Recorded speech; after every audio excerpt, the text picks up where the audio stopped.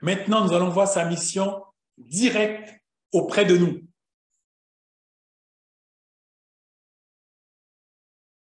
Premièrement, l'Esprit enseigne les chrétiens. Vous et moi, nous sommes enseignés par l'Esprit. Comment pouvons-nous espérer être enseignés par l'Esprit quand notre vie de la lecture de la parole est médiocre, quand notre communion avec Dieu est médiocre, quand nous passons du temps dans ce qui n'est pas Dieu, quand nous passons du temps dans des futilités connectées au royaume des ténèbres, comment nous pouvons espérer que l'Esprit puisse nous enseigner?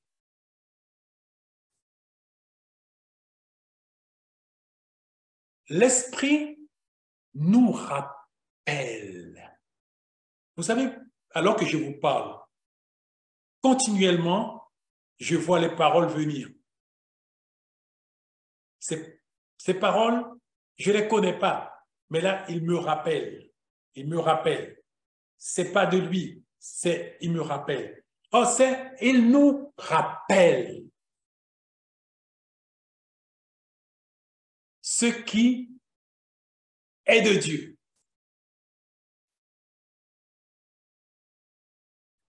Il témoigne. Il témoigne. L'Esprit témoigne à notre esprit que nous sommes enfants de Dieu. L'Esprit nous témoigne que nous ne sommes pas fidèles.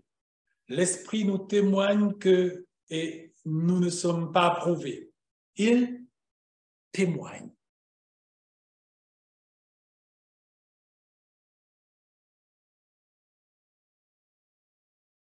C'est quand nous sommes dans des situations où nous sentons que nous sommes dans le doute, nous flottons, nous sommes dans l'incertitude. L'esprit n'est pas à sa place parce que l'esprit convainc.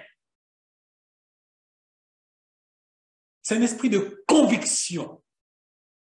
S'il peut accomplir sa mission telle qu'il a été prévu par Jésus, Jésus a envoyé l'Esprit auprès de nous pour que l'Esprit nous enseigne.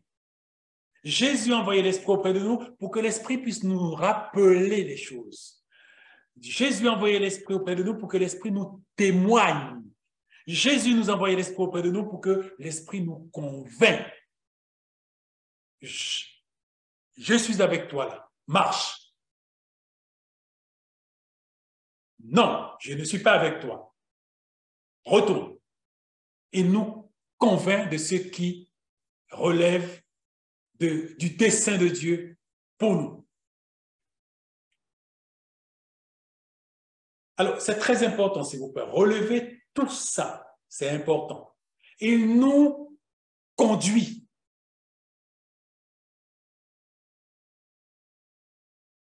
Il nous parle. Nous devons pouvoir entendre sa voix. Il parle. Nous pouvons parler, il nous entend. Tout ça, les versets, je vais vous les donner pour tout ce que je vous donne. Il annonce les choses de Dieu. Il les annonce. Il, en nous, glorifie Jésus. Il est une autorité. Il ordonne. Il peut, vous, moi, nous envoyer en mission. Il peut, dans les circonstances nécessaires, nous empêcher de faire un pas ou d'aller à gauche ou à droite. Il nous avertit.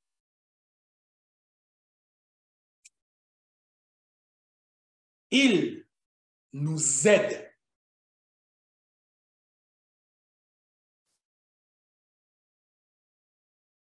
Auprès de nous, il est là comme l'aide parfait. Il intercède auprès du Père pour nous. Ne nous trompons pas. Il a sa propre opinion. Il n'a pas notre opinion à nous. Il a sa propre opinion.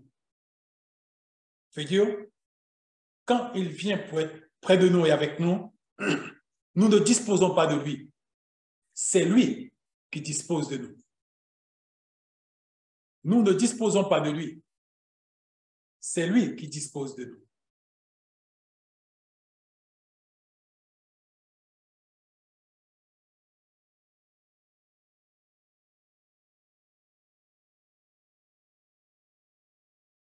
Quand nous sommes assis en train de méditer, quand nous venons devant lui pour prier, il nous sonde pour connaître les intentions profondes de notre cœur. Il nous sonde. Il sonde tout. Rien ne lui résiste.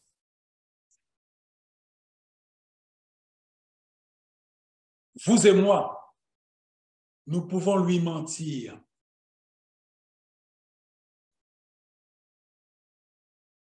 Nous pouvons lui mentir. Il n'ignore rien. Il sait. Il sait tout autour de nous. Et il sait tout dans notre famille. Et il sait tout nous concernant.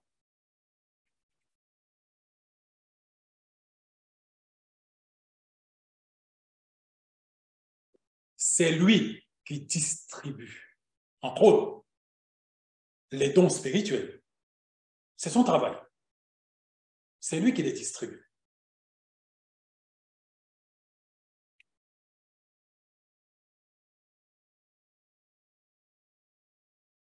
Alors qu'il est la troisième personne de la Trinité, le Père, le Fils et le Saint-Esprit, mais sa volonté est propre. Ça veut dire que quand il exprime sa volonté, ce n'est pas la volonté du Père, ce n'est pas la volonté de Jésus, c'est sa propre volonté. Mais il est au service de Jésus. Et il fait tout ce que Jésus veut. Comme quand Jésus était sur la terre, Jésus faisait tout ce que le Père voulait.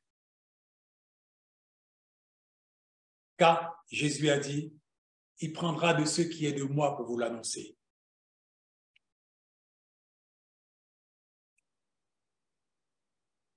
Nous pouvons le tenter, le provoquer, le tenter. Nous pouvons lui résister. Comme nous l'avons vu, il y a une colombe. Et la colombe ne pose pas. Elle est délicate. Elle est sensible. Quand nous le tentons, quand nous le résistons, nous nous privons de sa présence parce qu'il s'en va. Il se retire. Nous devons nous repentir profondément et sincèrement pour qu'il puisse revenir.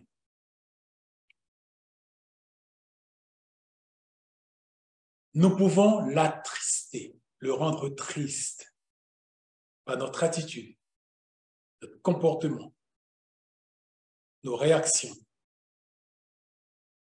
et bien d'autres choses. Nous pouvons l'outrager, le faire souffrir.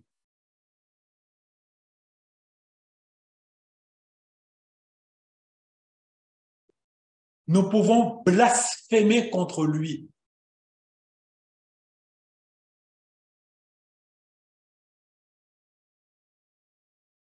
Et enfin, nous pouvons l'éteindre. Alors, tout ce que nous venons de voir,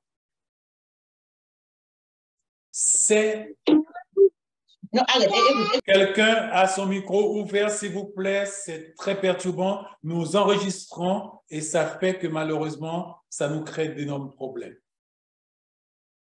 Merci, c'est gentil. Désolé pour cela, mais veillez à votre micro, s'il vous plaît, mes bien-aimés. Et là, nous serons obligés de pouvoir couper toute cette partie. Et on ne sait pas encore comment couper. Alors, tout ce que nous voyons là, c'est sa mission auprès de nous, ses enfants. Ça veut dire que la volonté de Dieu pour vous et moi, c'est que nous puissions vivre notre vie chrétienne dans les meilleures conditions. Et il veut que nous soyons actifs, dynamiques, entreprenants. Et il veut pouvoir nous utiliser. Un chrétien authentique ne peut pas penser un seul instant qu'il peut être un chrétien authentique si sa volonté prévaut, autant pour moi, prévaut. Si ma volonté prévaut, je ne peux pas dire que je suis un chrétien. Car un authentique chrétien est conduit, dirigé par l'esprit, parce qu'il est docile et soumis. Pour que l'esprit puisse l'enseigner, l'envoyer et le conduire, le dire, il faut qu'il soit une personne qui soit dans les conditions de celui qui n'exprime pas, n'impose pas, ne fait pas ressortir sa volonté dans le sens qu'il soit fait. C'est une personne qui dit que ta volonté soit faite et non la mienne. L'esprit ne peut pas conduire aucun d'entre nous si notre volonté s'exprime et s'impose. Alors, dans tout ce que nous venons de voir là, c'est dans ça qu'il travaille pour nous utiliser dans les dons spirituels. Alors, qu'est-ce que nous voyons dans les dons spirituels? En effet, à l'un est donné par l'Esprit une parole de sagesse. Nous avons vu, l'Esprit, c'est un esprit de sagesse. Et quand l'Esprit vient sur nous et qu'il a décidé que nous soyons un instrument entre ses mains par lequel il pourra exprimer sa sagesse. Là, nous pouvons alors avoir la grâce et le bonheur d'être utilisés par l'Esprit dans la parole de sagesse.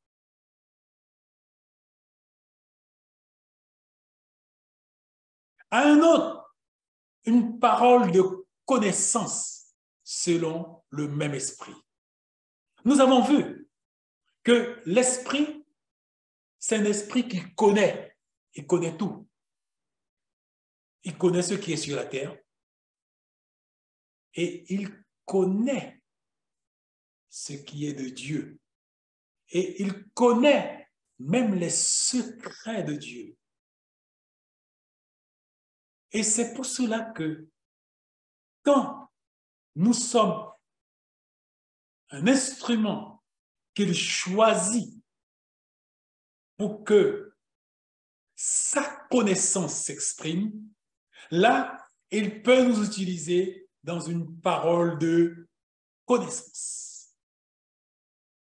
Nous allons nous exprimer sur des choses que nous ne connaissons pas. Mais ce n'est pas notre connaissance, c'est la connaissance de l'esprit. L'esprit passe par le canal, le morceau de tuyau que nous sommes pour s'exprimer. Et automatiquement, à côté, les personnes sont frappées parce que nous allons parler de choses que nous ne connaissons pas comme si que nous les connaissons. Parce que ce n'est pas notre connaissance qui s'exprime, c'est la connaissance de l'esprit.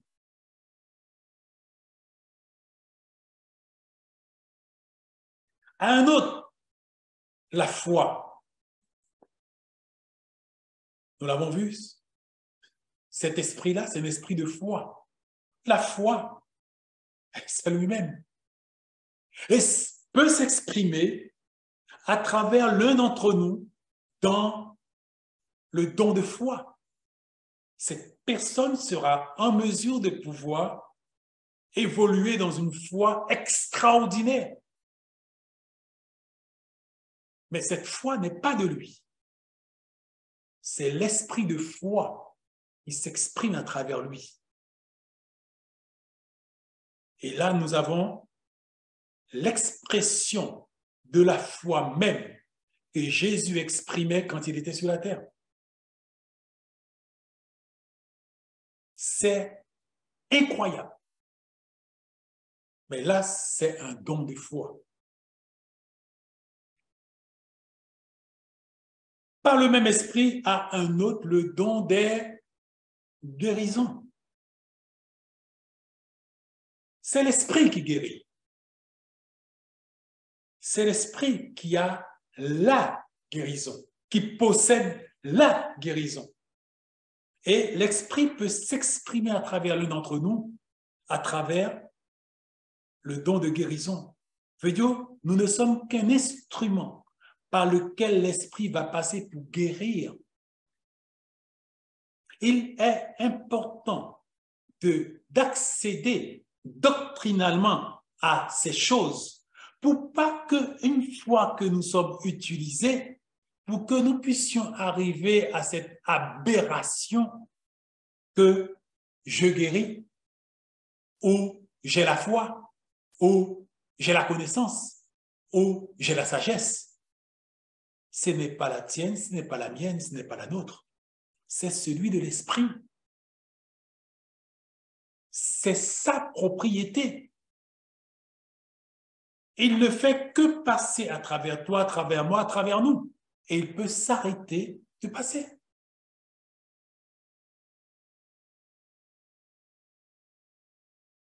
À un autre, le don d'opérer des miracles. C'est ce que l'esprit est.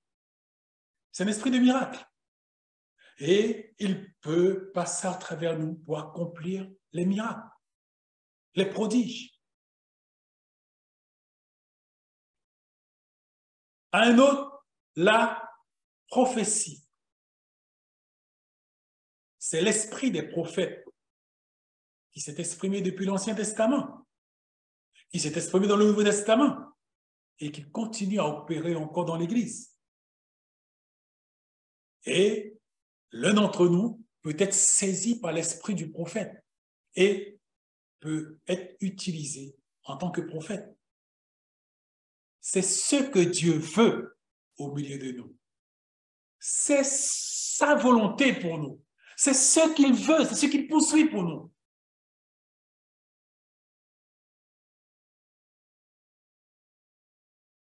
Un autre, le discernement des esprits. Quelle que soit la chose qui peut être faite, quelle que soit l'action qui peut être accomplie dans le domaine spirituel, cette personne sait automatiquement c'est quel esprit qui a opéré. Mais ça, ce n'est pas par la connaissance de l'homme, ce n'est pas par la connaissance du cerveau, mais c'est l'esprit qui connaît chaque esprit, qui dit cette chose-là, c'est de tel esprit, cette chose-là est de tel esprit, cette chose-là est de tel esprit. À ce moment-là, on dit la personne a le discernement des esprits. Alors qu'il est dans le physique, il sait dans le spirituel qui opère et qui fait quoi. Et quand un démon voudra se cacher ou contrefait la vérité, cette personne dit immédiatement, c'est un démon. Même si l'œuvre paraît parfait comme le travail du Saint-Esprit, la personne dit non, c'est un démon. Ce n'est pas par l'œuvre de l'intelligence ni du discernement humain, non, c'est un don. Ça veut dire que ça n'a rien à voir avec ce que nous pouvons penser. C'est un don. Un autre, la diversité des langues. La même chose. C'est le Saint-Esprit qui est le dépositaire de toutes les langues. Et il peut opérer à travers l'un d'entre nous, à travers la diversité des langues. C'est lui qui les distribue à tous comme il veut. Il n'y a qu'un seul don qui nous est demandé de prier pour, c'est le don de prophétie. La Bible dit, pas prophétie prophète, hein, parce qu'il y a deux choses. Il y a le prophète et il y a la prophétie. Il nous a dit de prier pour la prophétie, pas pour être prophète. Être prophète, c'est un ministère don qui relève de la seule volonté de Dieu. Un autre, l'interprétation des langues, et notre frère Tibi nous a fait une démonstration sur ces diversités de langues et l'interprétation des langues quand, sous une vidéo que la SCOAN n'avait pas mis en ligne, mais que notre personne qui l'avait pris a mis en ligne, quand il nous a fait la démonstration, comment il pouvait parler la langue des anges et comment il pouvait les interpréter et comment il pouvait les écrire. Je ne pense pas qu'il soit le seul à pouvoir le faire. Dieu veut nous utiliser aussi dans ces choses. Il va nous donner les directives qu'il faut pour que nous puissions prier et que l'Esprit puisse descendre avec la même intensité qu'à la Pentecôte et qu'il puisse commencer à exprimer à travers nous, à travers tous ces dons. Mais les dons peuvent commencer déjà à s'opérer au milieu de nous parce que ce sont des dons. Ce sont des dons. Mais il serait sage que nous puissions être très ambitieux sur les choses spirituelles, que nous puissions demander à Dieu plus. Que Dieu, dans sa grâce, puisse nous permettre de pouvoir vraiment avoir la possibilité pour notre petit coin qui nous a été donné, le jour où nous devons l'inaugurer, nous allons passer sous sa direction le temps qu'il faut pour que tous nous puissions devenir des authentiques instruments dans sa main droite pour être utilisés, quel que soit l'endroit là où Dieu va nous utiliser. Alors, il y a des consignes, bien sûr, qui sont données parce que la dernière fois, des questions très pertinentes ont été posées. Quelqu'un qui reçoit un don spirituel, cette personne-là n'a pas un ministère don. Un ministère don, c'est une autorité auprès de ses frères et sœurs. Et celui qui exerce un don spirituel, il est au service du corps de Christ. Ça veut dire que ce n'est pas une autorité, ce n'est pas une personne qui est appelée à prendre la direction de ses frères et ses sœurs. Plutôt, il n'est pas quelqu'un par qui Dieu va pouvoir prendre la direction de ses frères et ses sœurs pour pouvoir les paître, les enseigner et les conduire. Ça n'a rien à voir. Il ne faut pas se tromper entre les dons et l'appel don qui est tout à fait autre chose. Voilà. Eh bien,